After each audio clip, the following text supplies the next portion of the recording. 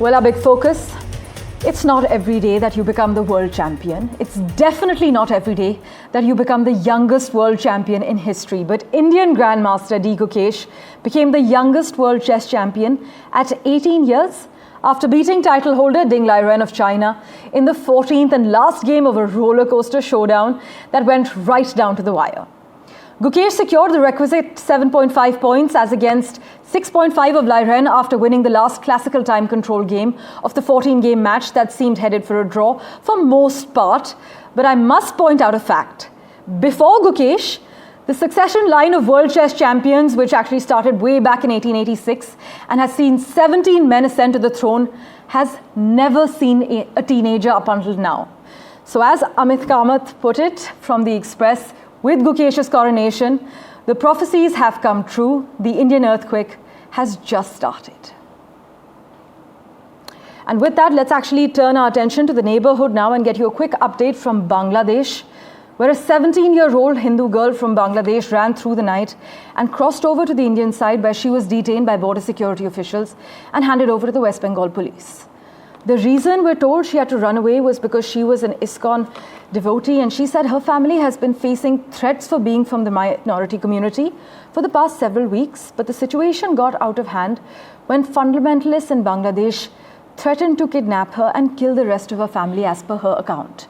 That is when she said she decided to run away from her country. Here are the details.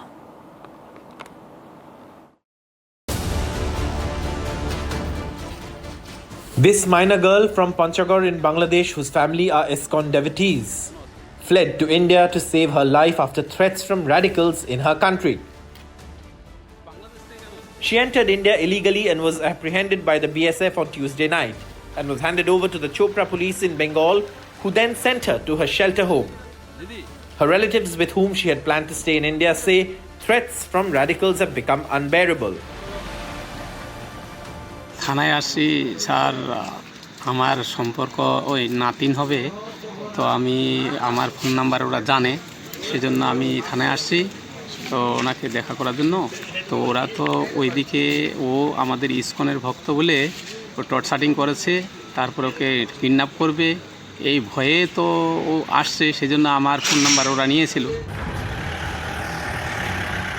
Another Hindu youth, 21-year-old Jimon Barman, fled to India after he was threatened and accused by hardline fundamentalists of participating in protests for the release of jailed Hindu monk Chinmay Krishna Das. He was stopped by the BSF when he entered India by swimming in the Korotwa River in Rajganj block and handed over to the Rajganj police station. After interrogation, the police arrested him and he was produced in the Jalpaiguri district court on Wednesday. আমি একজন সনাতনী আমাদের হিন্দুদের উপর অনেক torture হচ্ছে যার কারণে আমি বাংলাদেশ থেকে ইন্ডিয়াতে আসি Meanwhile, incarcerated Hindu monk Chinmay Krishna Das remains in jail as his new lawyer also faced attacks in a Chittagong court. Senior advocate Robindra Ghosh says he was attacked when he appeared in court for the Hindu monk. আমার অ্যাপ্লিকেশনগুলো move করি আমার পিছন দিক দিয়ে দুই একজনে ধাক্কা দিয়েছে আমি জানি না তবে আমার ওদেরকে দেখলে আমি চিনতে পারবো West Bengal Chief Minister Mamata Banerjee has asked the union government to act.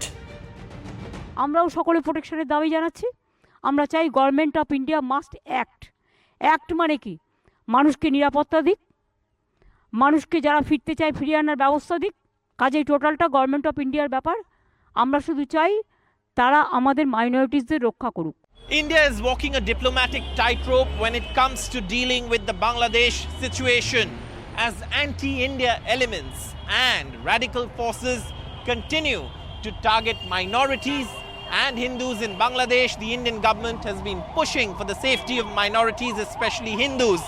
But in a relationship that has so many aspects, the challenge for India remains in keeping the neighborhood friendly and stable. With camera person GD Shankar in Kolkata, Saurabh Gupta, NDTV.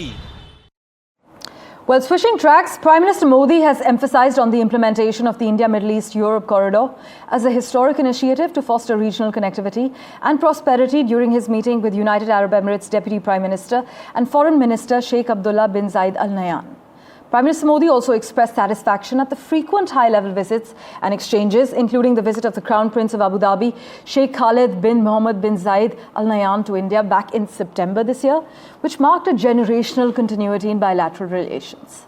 By the way, UAE's foreign minister shared the UAE's perspective on the prevailing situation in West Asia as well, and Prime Minister Modi reiterated India's commitment to support long-term peace, stability as well as security in the region. Let's turn our attention now to the United States. Time magazine has named Donald Trump its Person of the Year, saying perhaps no single individual has played a larger role in changing the course of politics as well as history than the United States president-elect. In a statement explaining the choice, Time has written that Trump has been chosen for marshalling a comeback of historic proportions, for driving a once-in-a-generation political realignment, for reshaping the American presidency and altering America's role in the world. Donald Trump has been announced as Time's 2024 Person of the Year. Now, the other finalists for this year's designation were actually Kamala Harris and ex-owner Elon Musk, as well as Kate, the Princess of Wales. The magazine emphasizes that its choice of Person of the Year is actually based on the figure being newsworthy, not necessarily praiseworthy, and acknowledges that the choices are often controversial. By the way, Donald Trump has invited his Chinese counterpart Xi Jinping to attend his inauguration ceremony next month, despite his history of hawkish rhetoric and tariff threats. But despite being invited, Xi Jinping isn't planning to attend Donald Trump's inauguration next month, but he might send a senior official to represent him, according to reports. It would be unusual for a leader of a foreign country to be present as the US president gets sworn in, much less one of an American adversary, but ambassadors and other low-level foreign dignitaries are sometimes invited. In addition to inviting Xi Jinping, though, Trump's advisors have said that they are considering inviting other world leaders to the inauguration. We are, of course, waiting for a confirmation on the same. But it's no surprise Donald Trump has often broken with precedent, arguing that voters have empowered him to rethink the way Washington actually works. But despite Donald Trump's invite, in a departure from protocol, reports now claim that China's leader isn't planning to attend. And you may be surprised to hear this, but Amazon is reportedly planning to donate $1 million to President-elect Donald Trump's inauguration fund, as founder and billionaire Jeff Bezos follows in the footsteps of Meta CEO Mark Zuckerberg, who directed his company to make the same contribution earlier this week.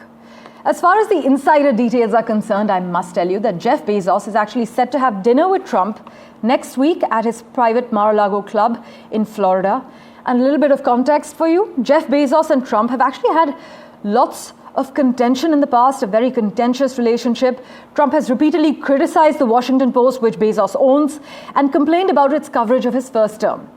Amazon Web Services complained that Trump intervened to block a $10 billion cloud computing contract. This was with the Department of Defense in the US, and Trump has said that the Post should be registered as a lobbyist that's working on behalf of Amazon. From the US, let's take you to France now, where President Emmanuel Macron is expected to announce his choice for France's next prime minister today in a bid to end months of political turmoil there. 8 days after French MPs ousted Michel Barnier as prime minister in a no-confidence vote, Macron cut short a visit to Poland just yesterday and had been expected to come up with a new name on his return. But as we have been covering, French politics has been deadlocked ever since Macron called snap parliamentary elections. This was during the summer. And when he does name a new prime minister, it will be his fourth this year. For further clarity, let's go across to Ray Locker, who joins us live from Washington at the moment. Ray, as we speak, some polls in France actually suggest that 61% of French voters are worried about the current political situation. But the French president's gamble on the far-right support, as we've seen, has so far failed. Would you argue that the route to stability lies now in the complete opposite direction? Yeah, I mean, I think you have to see some kind of candidate from the left to get some support from the center, enough to get critical mass, something close to a majority to counteract the right-wing movement that knocked out Barnier. It actually finds itself without a functioning government for the second time in 6 months, Ray. But beyond the blame game, though, what now? Can we see an end on the radar for France's political paralysis? Well, I'm not very optimistic about that happening anytime soon. I mean, you have basically a three-way split in the assembly between the center, the far left, and the far right, and neither side shows any indication of a real meaningful compromise. And meanwhile, France has a number of challenges. I mean, its budget deficit is out of whack, and they need to fix a lot of spending issues. And people don't want to do that. So I don't know where that leaves Macron, who is increasingly unpopular. Is he viewed as an increasingly unpopular leader even on the global stage, Ray? Well, I mean, in terms of how he deals with other world leaders, he seems to do fine. He seems to be popular with other leaders in Europe. His relationship with Trump is iffy. But inside the country, he's not doing well. Right, well, French politics has been deadlocked ever since Macron actually called the snap parliamentary elections during the summer. And when he does name a new prime minister, which is expected today, it will be his fourth this year. Ray Locker, as always, thanks so much for joining us with your quick comments. Thank you. With that, let's turn our attention now to the neighborhood, to Pakistan, where former Prime Minister Imran Khan and his wife Bushra Bibi have been indicted in a new corruption case. The case, which is the third graft reference against them, revolves around the purchase of an expensive Bulgari jewelry set at a throwaway price. This is what local media is reporting. And this development actually comes just a week after the Pakistan Tehreek-e-Insaf founder and other leaders of his party were charged in connection with an attack on the army's general headquarters in Rawalpindi during last year's May 9th protests. Although Mr. Khan was granted bail in the case by the Islamabad High Court last month, he is currently still in prison due to multiple charges which are dating back to his arrest on the 5th of August last year. And as always, news and updates continue right here on NDTV 24/7. We're slipping into a very short break, but don't go anywhere.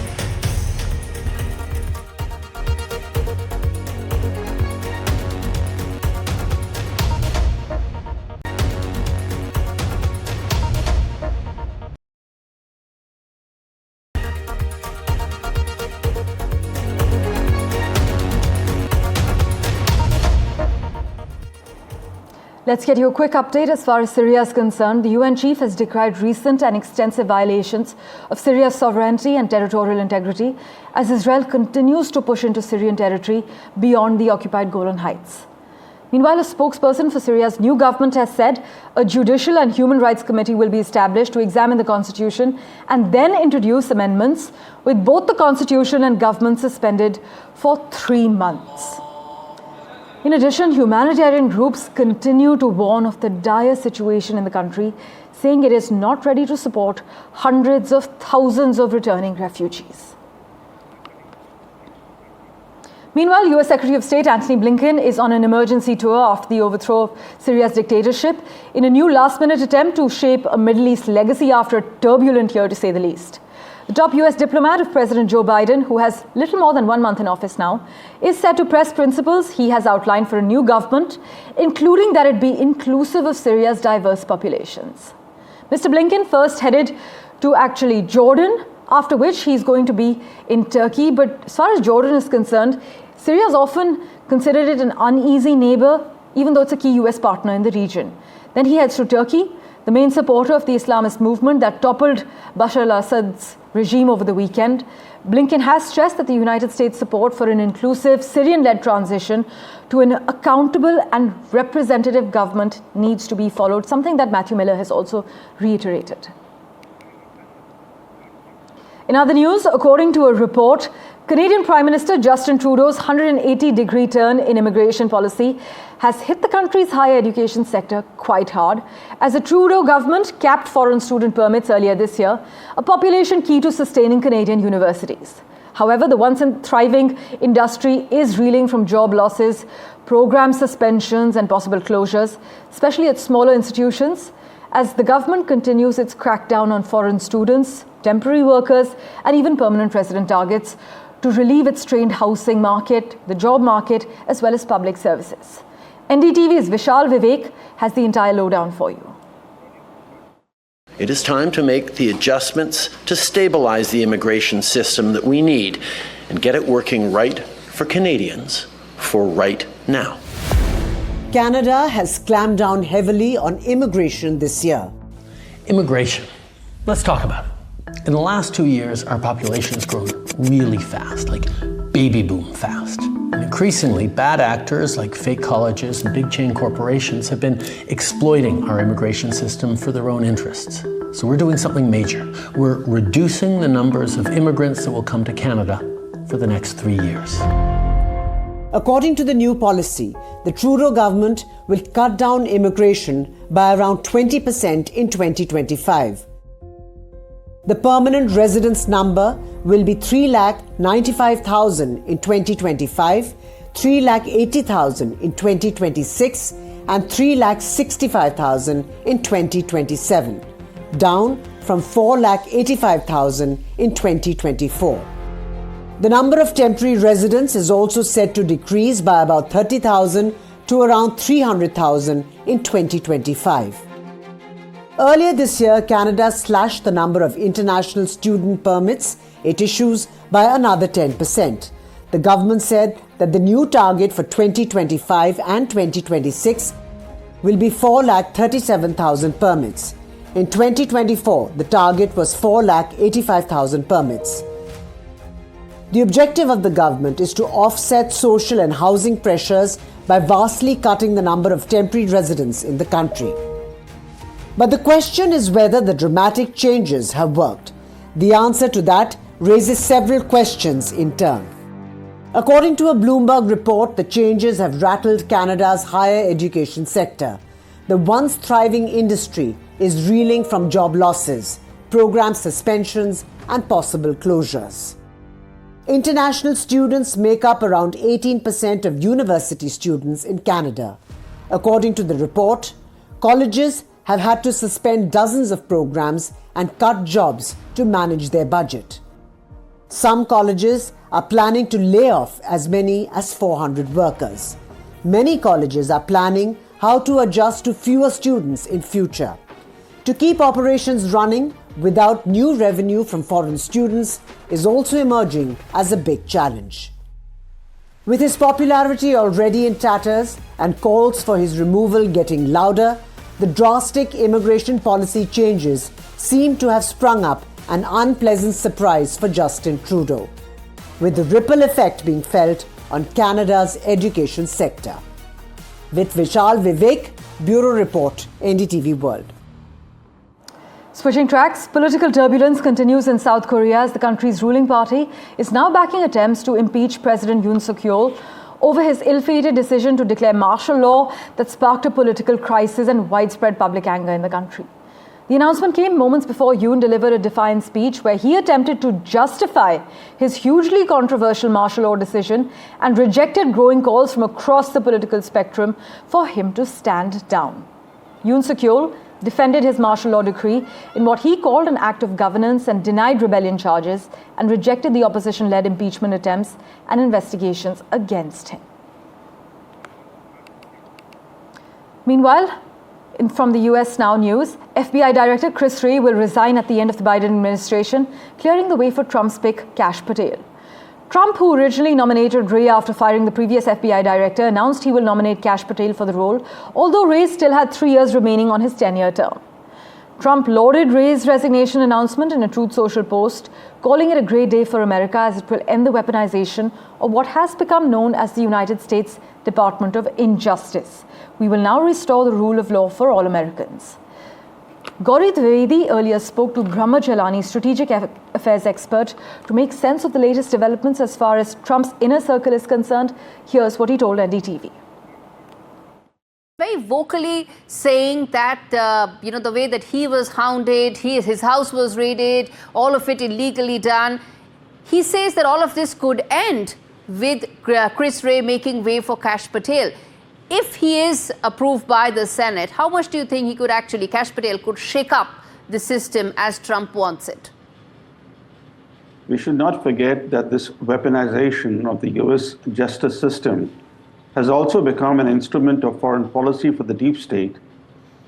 The two indictments that relate to India, one in October against a former Indian intelligence officer, and then last month's indictment of Gautam Adani, both were politically driven indictments. They reveal that the Department of Justice not only has been weaponized against political opponents at home, but also is being used against specific overseas targets. So if Kash Patel becomes the FBI director, his task would be to overhaul the FBI and halt its politicization. The question is whether Trump will succeed in reining in the deep state, because Kash Patel is going to be working under Trump. And the FBI is only one of the pillars of the deep state. The other pillars of the deep state, including the 18 intelligence agencies, Tulsi Gabbard will be in charge of those agencies if she's confirmed by the Senate. Yes. Then also, we have the State Department, which is also an important pillar of the deep state. In fact, in March 2020, Trump called the State Department the Deep State Department. So, today he has taken on all the pillars of the deep state. But the question is whether he'll succeed in reining in the deep state, or the deep state will succeed in reining in Trump, as it did in the first term of Trump. In the first term of Yes. Trump, the deep state placed Trump constantly on the defensive. Absolutely. They cooked up this Russia collusion hoax. Yes. There were two impeachment efforts against Trump. Yes. All that kept Trump busy, defending himself. Yes. And I'm sure that there'll be a repeat of some of those machinations in Trump's second term. So I think there should be no illusions that despite whatever he has promised, that he'll be able to do what he has promised to do. Thank you for investing your time in watching this edition of The World 24/7. As always, we'll keep tracking the latest updates for you. Do stay tuned.